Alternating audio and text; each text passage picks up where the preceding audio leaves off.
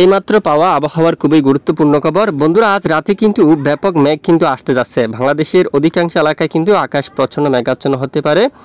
আর রাতে অনেক এলাকায় কিন্তু বৃষ্টিপাতের সম্ভাবনা থাকবে। বাঁকুড়া এবং দুর্গাপুর সহ এখানে বেশ কিছু এলাকায় ব্যাপক একেবারে এদিকে সোনামুখীর দিকে কিন্তু ব্যাপক বজ্রবাহী মেঘ তৈরি হচ্ছে বিকেল নাগাদ। এবং বাঁকুড়া থেকে শুরু করে দুর্গাপুর, গোছাকারা এবং বর্ধমান এই এলাকার উপরে দিয়ে কিন্তু বজ্রসহ ঝড় বৃষ্টিপাতের সম্ভাবনা কিন্তু থাকবে। পশ্চিমবঙ্গ থেকে যারা আমাদের আপডেট দেখছেন অবশ্যই আমাদেরকে জানাতে পারেন কমেন্টস করে। আর এখান থেকে যে বাড়ি একটি বিশাল বড় মেঘের আকৃতি, এটি কিন্তু ধীরে ধীরে একেবারে পূর্ব দিকে অগ্রসর হয়ে এখানে বাংলাদেশের উপর প্রবেশ করতে পারে রাতে। দেখুন কালবৈশাখীর মতো এই বৃষ্টিপাত কিন্তু আসতে যাচ্ছে। এবং যদি মহান রবের হুকুম হয়, যদি মেঘের শক্তি বা আরও এই যে মেঘের ঘনত্ব আরও যদি বৃদ্ধি পায়, তাহলে রাতে খুলনা বিভাগের অনেক এলাকায় বৃষ্টি পাওয়ার সম্ভাবনা কিন্তু থাকবে। দেখা যাক, আমরা কিন্তু নজর রাখছি।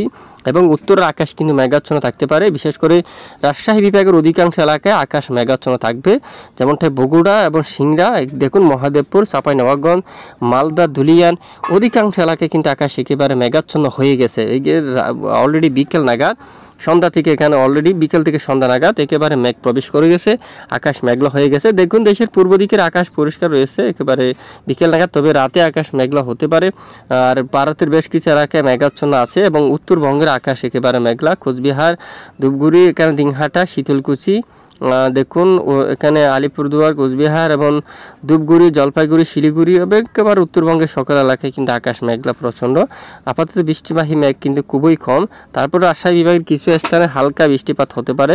তবে এই পশ্চিমবঙ্গের এদিকে কিন্তু বর্ধমানের এদিকে কিন্তু একেবারে ঝেঁপে আসতে পারে কিন্তু ঝড় বৃষ্টি।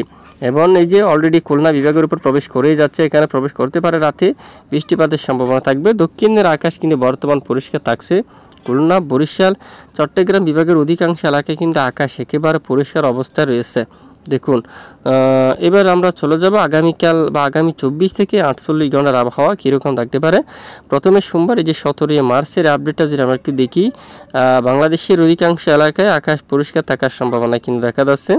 উত্তরাঞ্চল দেখুন, প্রথমে উত্তরাঞ্চলে আকাশ কিন্তু পরিষ্কার থাকবে এবং দেশের দক্ষিণাঞ্চলে আকাশও কিন্তু পরিষ্কার থাকতে পারে। এই যে আপাতত এই যে বড় ধরনের কোনো পরিবর্তন নেই। আপাতত কয়েকদিন আবহাওয়ার পরিস্থিতি স্বাভাবিক থাকবে। তবে দক্ষিণা দমকা জোড়া হাওয়া বা জোড়া বাতাস কিন্তু অব্যাহত থাকতে পারে।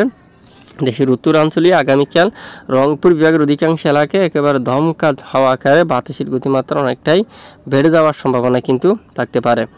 আর এই মুহূর্তে বঙ্গোপসাগর নিরাপদ, কোনো ধরনের উত্তাল পরিবেশ কিন্তু বঙ্গোপসাগর বুকে নেই। তো দেখুন একেবারে স্বাভাবিক বঙ্গোপসাগর এবং আকাশ মেঘাচ্ছন্ন কিন্তু নেই। যদি পরিবর্তন হয় অবশ্যই জানাবো। তবে আগামী 20-21 তারিখ নাগাদ থেকে আবহাওয়ার নতুন বিরাট বড় পরিবর্তন কিন্তু আসতে পারে। সিলেট বিভাগ থেকে শুরু করে পশ্চিমবঙ্গ, বাংলাদেশের অনেক এলাকায় একেবারে তীব্র বজ্রসহ ঝড় বৃষ্টিপাতের সম্ভাবনা কিন্তু থাকবে। তো আমরা নজর রাখছি, সঙ্গে থাকবে। এতক্ষণ আমাদের সাথে থাকার জন্য অসংখ্য ধন্যবাদ।